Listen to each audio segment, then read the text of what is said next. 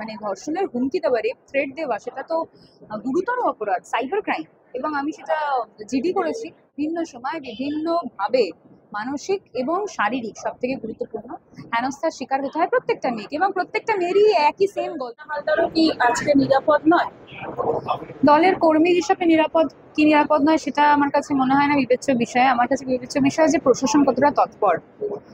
আজকে যারা মেয়েদের রাত দখল নিয়ে, উই ওয়ান্ট জাস্টিস নিয়ে, রেজিগনেশন অফ সিএম নিয়ে এত প্রতিবাদ করছে, ঠিক তারাই আরেকজন মেয়েকে ধর্ষণের প্রতিবাদ করতে গিয়ে আরেকজন মেয়েকে ধর্ষণের হুমকি দিচ্ছে। এটা আমার ভারতবর্ষের সংস্কৃতি হতে পারে না। তুমি কি বলবে, এটা ডিজিটাল প্ল্যাটফর্মে তো এটা এক প্রকার রেপই বলা যেতে পারে? ডেফিনেটলি এটা মানে ধর্ষণের হুমকি দেওয়া, রেপ থ্রেট দেওয়া, সেটা তো গুরুতর অপরাধ, সাইবার ক্রাইম। এবং আমি সেটা জিডি করেছি। লালবাজার পুলিশকে জানাতে সঙ্গে সঙ্গে তারা তৎপরতার সঙ্গে আমাকে আমার যেহেতু বারুইপুর এসপি অফিস, বারুইপুর ব্রাঞ্চে আমাকে পাঠিয়েছে এবং আমার লোকাল থানায় জিডি করতে বলেছে, তৎপরতার সঙ্গে কাজ করেছে।